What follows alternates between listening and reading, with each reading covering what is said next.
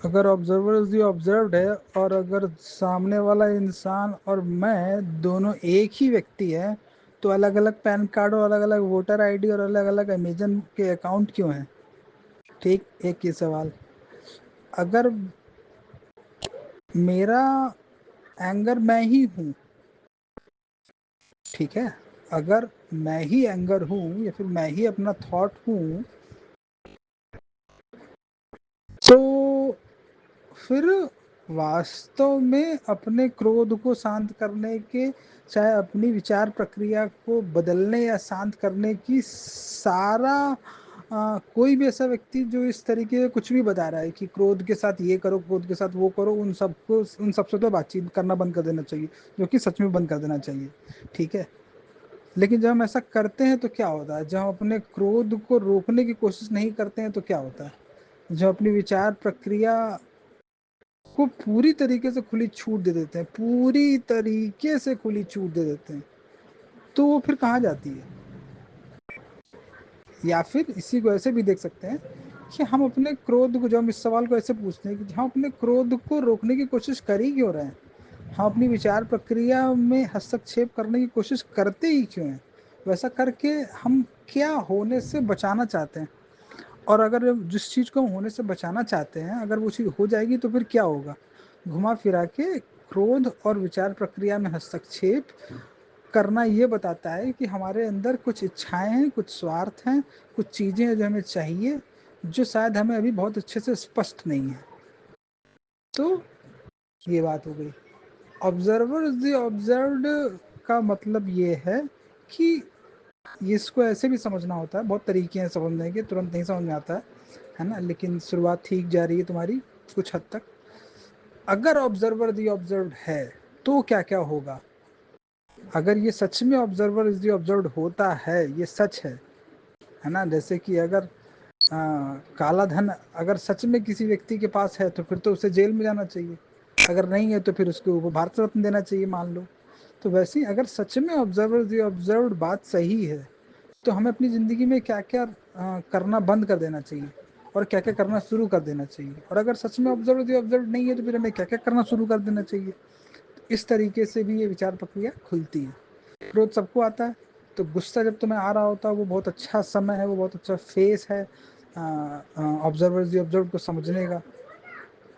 ये देखने का कि हम अपने गुस्से को कैसे कैसे शांत करने की कोशिश कर रहे होते हैं और क्यों करने की कोशिश कर रहे होते हैं।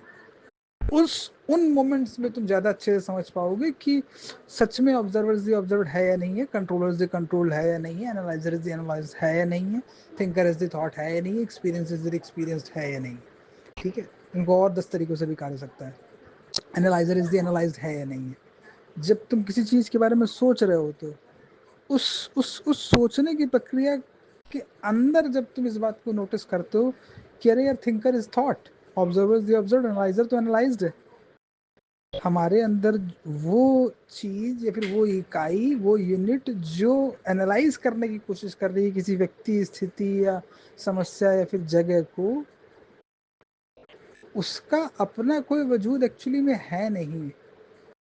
अगर वो पूरा एनालिसिस खत्म हो जाए तो वो जो पीछे एनालाइज कर रहा है हमारे अंदर जो बैठ के, एक्चुअली में उसका ही वजूद नहीं रहता है। तो इसका मतलब ये है कि एनालिसिस जो कि ब्रेन की एक्टिविटी एक है, वो होती है हमारे ब्रेन में, इसलिए हमें इल्यूजन क्रिएट होता है कि अंदर एक हमारे एनालाइजर है। एक्चुअली में कुछ नहीं हो रहा है, ब्रेन बस अपना फंक्शन कर रहा है ना, क्योंकि ब्रेन में बहुत सारी इंफॉर्मेशन है, वो इंफॉर्मेशन एक दूसरे से इंटरेक्ट कर रही है। ये दिशा है ना, जब इस दिशा की तरफ बढ़ोगी तब एनालाइजर दी एनालाइज और observer the observe, thinker and thought, वो सब खुलना शुरू होगा और फिर बहुत सारी चीज़ें बदलना शुरू हो जाएंगी, है ना। तुरंत भूचाल नहीं आ जाएगा, आता होता तो फिर एक दिन हम लोग वर्ल्ड कप जीत जाते और ओलंपिक में सारे मेडल आने वाले होते अगले ही दिन। लेकिन प्रक्रियाएं होती हैं, सही प्रक्रियाओं की तरफ अपने सिस्टम्स को ढालना होता है। उसकी शुरुआत जरूर हो जाएगी जब तुम इस दिशा में सोचने की कोशिश करोगी। एक सवाल और दे देता हूँ लास्ट, कि इसके बहुत वीडियोस भी हैं, तुम जब 50 वीडियो सुन लोगी इन सब पे, कंट्रोल पे, एंगर पे, फ्रीडम पे, है ना, कृष्णमूर्ति के, तुम ऐसे ही कोई घुमा फिरा के उठ के कुछ भी एक जगह लिस्ट बना लो 50 या 100 वीडियोस की, जब तुम वो 100 वीडियो पूरे सुन के खत्म कर लोगे तब तुम ऑब्जर्वर द ऑब्जर्वर को बहुत अच्छे से और समझा पा रही होगी, है ना। उस बीच में तो फिर लगातार ग्रोथ होगी तुम्हारी समझ में, और समझ में जब ग्रोथ होती है तो फिर, है ना, व्यवहार ही बदलने लगता है। जब तुम्हारा व्यवहार बदलता है तो फिर तुम्हारे रिश्ते बदलने लगते हैं, रिश्ते बदलने लगते हैं तुम्हारी बातचीत बदलने लगती है, और जब बातचीत बदलने लगती है, रिश्ते बदलने लगते हैं, तो फिर दुख जो है वो कम हो जाता है। दुख हवा में कम नहीं होता है, तुम दुख हमेशा एक चीज़ के साथ आता है। तुम्हें लोग जब दुख दे रहे होते हैं तो उसके साथ साथ कुछ लाभ भी हो रहा होता है तुम्हें, तो उसमें लाभ लेना छोड़ देते हो उनसे, है ना, तो दुख भी खत्म हो जाता है, तो फिर तुम्हारी ज़िंदगी अलग दिशा में चलना शुरू हो जाती है। तो सवाल ये है कि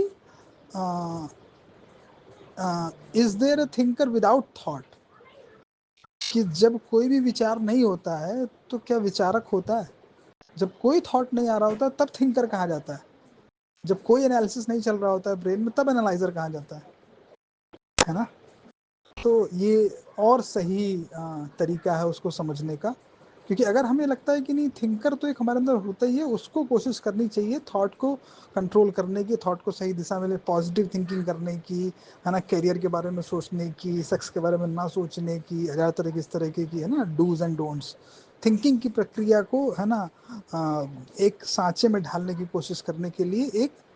थिंकिंग की प्रक्रिया से अलग एक थिंकर होना जरूरी है ना, जो कि है नहीं सच। थिंकिंग की प्रक्रिया होती है, थिंकर नाम की तो थिंकर के जैसा कुछ तो एक्चुअल में होता ही नहीं है, बस थिंकिंग थिंकिंग होती है ना। और जब हम इस चीज़ को देख पाते हैं कि हम सोच रहे हैं तो थिंकिंग बंद हो जाती है, जैसे ही थिंकिंग बंद होती है इंसाइट आना शुरू हो जाता है, क्लैरिटी आना शुरू हो जाती है, फिर वो इंसाइट और क्लैरिटी से हम एक्शन लेते हैं, है ना, जिसका रिजल्ट बहुत अलग होता है उन एक्शंस के कंपैरिजन में जो हम थिंकिंग और एनालिसिस और कंपैरिजन उस तरीके की प्रक्रिया पर चल के, है ना, अचीव करते हैं। तो ये ठीक ठाक एक्सप्लेनेशन है, 7 मिनट का हो गया है, तो इसको देखो तुम आगे।